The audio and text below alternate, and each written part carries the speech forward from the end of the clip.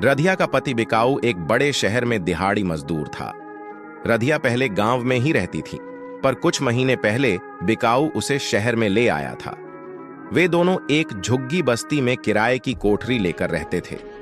रधिया को खाना बनाने से लेकर हर काम उसी कोठरी में ही करना पड़ता था।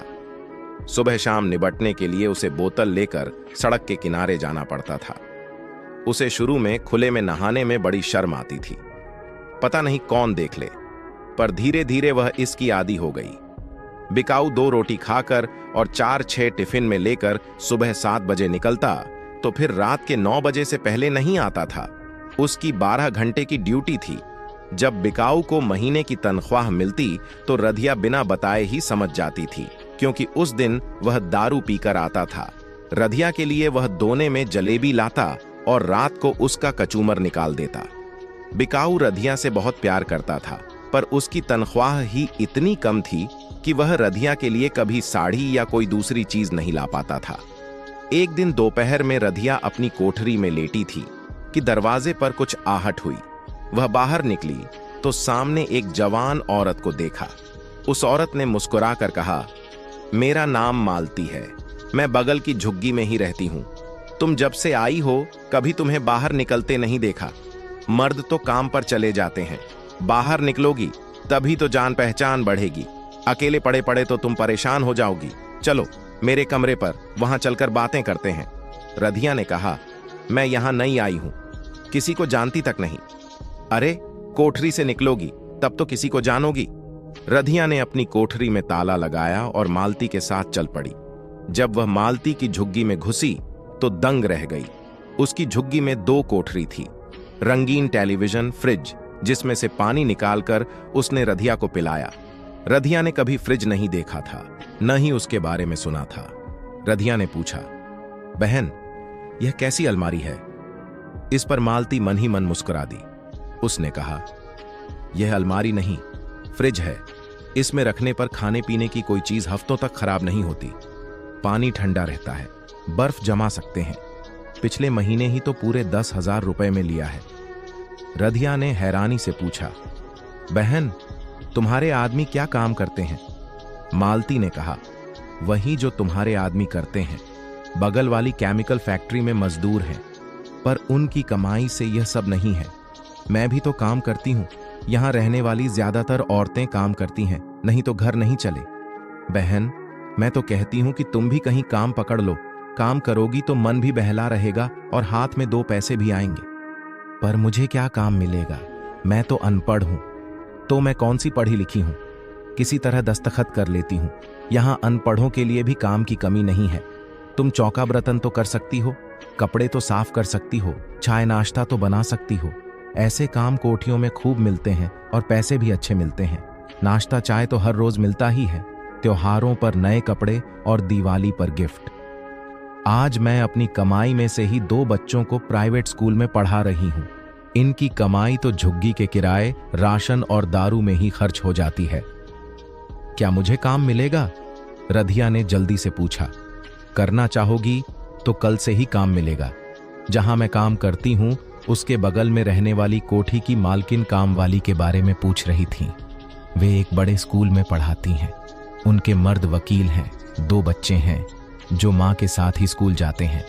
मैं आज शाम को ही पूछ लूंगी और पैसे की बात भी कर लूंगी। मालिक मालकिन अगर तुम्हारे काम से खुश हुए तो तनख्वाह के अलावा ऊपरी कमाई भी हो जाती है।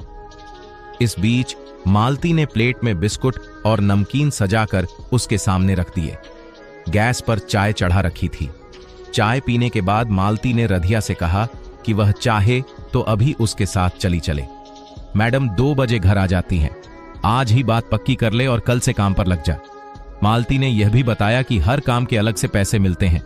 अगर सफाई करानी हो तो उसके 300 रुपए, कपड़े भी धुलवाने हो तो उसके अलग से 300 रुपए, अगर सारे काम कराने हो तो कम से कम 2,000 रुपए। मालती कपड़े बदलने लगी। उसने रधिया से कहा, चल तू भी कपड़े बदल ले, पैसे की बात मैं करूंगी। चाय नाश्ता तो बनाना जानती होगी? हाँ दीदी, मैं सब जानती हूं। मीटम छली भी बना लेती हूं, रधिया ने कहा। उसका दिल बल्लियों उछल रहा था। अगर वह महीने में 2,000 रुपए कमाएगी तो उसकी सारी परेशानी दूर हो जाएंगी। रधिया तेजी से अपनी झुग्गी में आई। नई साड़ी पहनी और नया ब्लाउज भी। पैरों में वही प्लास्टिक की लाल चप्पल थी। उसने आंखों में काजल लगाया और मालती के साथ चल पड़ी। रधिया थी तो सांवली, पर जोबन उसका गदराया हुआ था और नैन नक्श बड़े तीखे थे। गांव में न जाने कितने मर्द उस पर मरते थे, पर उसने किसी को हाथ नहीं लगाने दिया। इस मामले में वह बड़ी पक्की थी। रास्ते में मालती ने कहा, बहन, अगर तुम्हारा काम बन गया तो मैं महीने की पहली पगार का आधा हिस्सा लूंगी। यहां यही रिवाज है। मालती एक कोठी के आगे रुकी। उसने घंटी बजाई तो मालकिन ने दरवाजा खोला। मालती ने उन्हें नमस्ते किया। रधिया ने भी हाथ जोड़कर नमस्ते किया। मालती 2 साल पहले उनके घर भी काम कर चुकी थी। गेट खोलकर अंदर जाते ही मालती ने कहा, मैडम जी, मैं आपके लिए बाई लेकर आई हूं। अच्छा, बाई तो बड़ी खूबसूरत है। पहले कहीं काम किया है? मैडम ने रधिया से पूछा। मालती ने जवाब दिया, अभी गांव से आई है, पर हर काम जानती है। मीट अमछली तो ऐसी बनाती है कि खाओ तो उंगलियां चाटती रह जाओ। मेरे इलाके की ही है, इसीलिए मैं आपके पास लेकर आई हूं। अब आप बताओ कि कितने काम कराने हैं। मैडम ने कहा, देख मालती, काम तो सारे ही कराने हैं। सुबह का नाश्ता और दिन में लंच तैयार करना होगा। रात का डिनर मैं खुद तैयार कर लूंगी। कपड़े धोने ही पड़ेंगे, साफ सफाई, बर्तन पोंछा, यही सारे काम हैं। सुबह जल्दी आना होगा। मैं 7:30 बजे तक घर से निकल जाती हूं। इसके बाद मैडम ने मोलभाव किया और पूछा, कल से काम करोगी? मैं कल से ही आ जाऊंगी। जब काम करना ही है तो कल क्या और परसों क्या? रधिया ने कहा। रात में जब बिकाऊ घर लौटा तो रधिया ने उसे सारी राम कहानी सुनाई। बिकाऊ ने कहा, यह तो ठीक है कि तू काम पर जाएगी, पर कोठियों में रहने वाले लोग बड़े घटिया होते हैं, काम वालियों पर बुरी नजर रखते हैं। यह मालती बड़ी खेली खाई औरत है। जिन कोठियों में काम करती है वहां मर्दों को फांस कर वह खूब पैसे ऐंठती है। ऐसे ही नहीं, इसके पास फ्रिज और महंगी महंगी चीजें हैं। इस पर रधिया ने कहा, मुझ पर कोई हाथ ऐसे ही नहीं लगा सकता। गांव में भी मेरे पीछे कुछ छिछोरे लगे थे, पर मैंने किसी को घास नहीं डाली। एक दिन दोपहर में मैं कुएं से पानी भरने गई थी। जेठ की दोपहरी, रास्ता एकदम सुनसान था। तभी न जाने कहां से बाबू साहब का बड़ा लड़का आ टपका और अचानक उसने मेरा हाथ पकड़ लिया। मैंने उसे ऐसा धक्का दिया कि कुएं में गिरते गिरते बचा और फिर भाग ही खड़ा हुआ। मैं दबने वाली नहीं हूं, पर मैंने बात कर ली है। दुनिया में बुरे भले हर तरह के लोग हैं। बिकाऊ ने कहा, तू जैसा ठीक समझ, मुझे तुझ पर पूरा भरोसा है। दूसरे दिन रधिया सुबह जल्दी उठी और मालती को साथ लेकर 6 बजे तक कोठी पर पहुंच गई। मालकिन ने उसे सारा काम समझाया। रधिया ने जल्दी से पोंछा लगा दिया, गैस जलाकर चाय भी बना दी। तू भी समय से नाश्ता कर लेना, चाहो तो बाथरूम में नहा भी सकती हो। साहब निकल जाएं तो कुछ कपड़े हैं, उन्हें धो लेना। थोड़ी देर में रधिया साहब के लिए चाय बनाने चली गई। ठक की आवाज कर वह कमरे में आ गई और बेड के पास रखी छोटी मेज पर ट्रे को रख दिया। साहब ने रधिया को गौर से देखा और कहा, देखना, बाहर अखबार डाल गया होगा, जरा लेती आना। रधिया बाहर से अखबार लेकर आ गई और साहब की तरफ बढ़ा दिया। इसी बीच साहब ने 500 का एक नोट उसकी तरफ बढ़ाया। रधिया ने कहा, यह क्या? यह रख ले, मालती ने तुझसे 500 रुपए ले लिए होंगे। पहले वह यहां काम कर चुकी है। तुम ये 500 रुपए ले लो, पर मैडम से मत कहना। तनख्वाह मिलने पर मैं अलग से 500 तुझे फिर दे दूंगा। यह मुआवजा समझना। लेकिन रधिया ने अपना हाथ नहीं बढ़ाया। इस पर साहब ने उसे 500 के 2 नोट लेने को कहा। रधिया ने साहब के बार बार कहने पर पैसे ले लिए और कपड़े धोने में लग गई। कपड़े धोकर जब तक उन्हें छत पर सुखाने डाला, तब तक साहब नहा धोकर तैयार थे। उसने उनके नाश्ते के लिए आमलेट और ब्रेड तैयार किया, फिर चाय बनाई।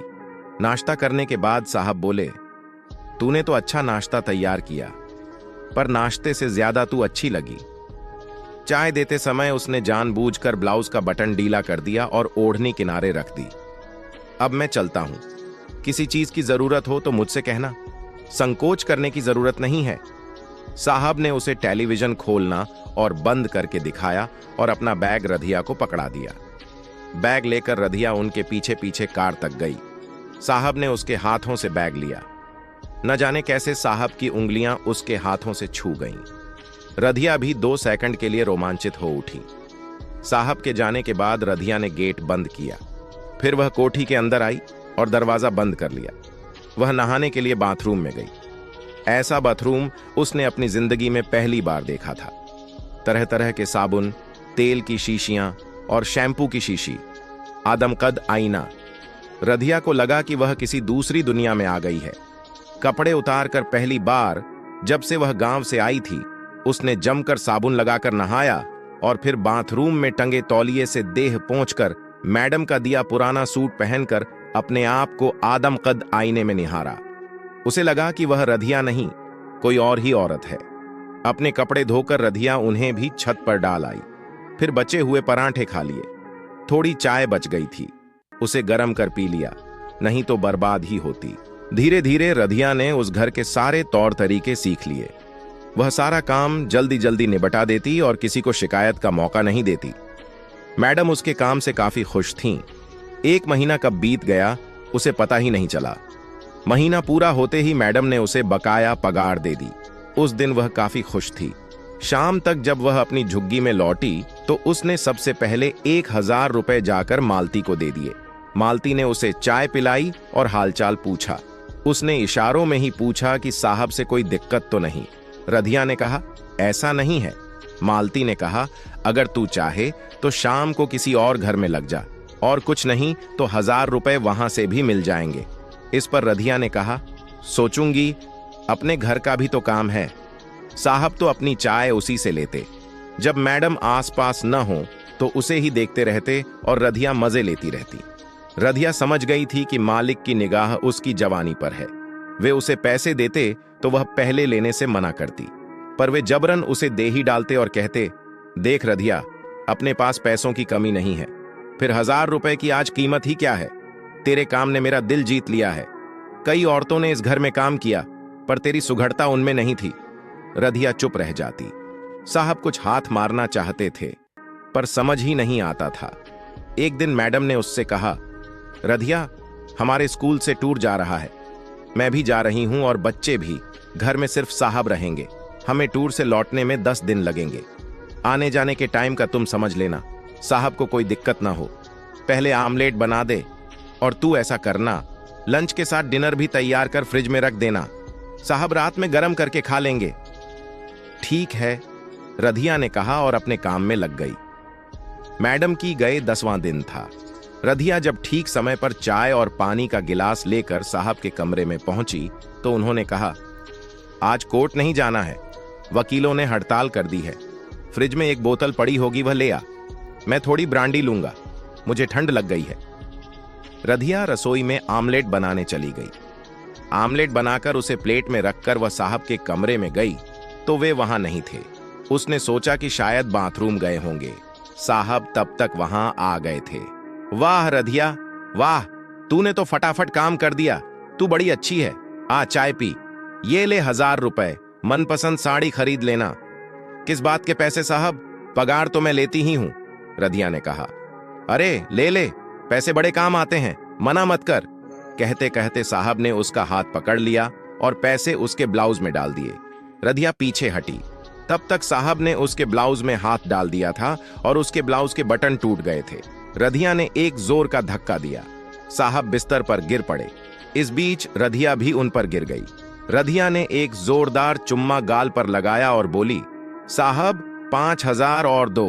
देखो, मैडम बच्चों के साथ चली आ रही हैं।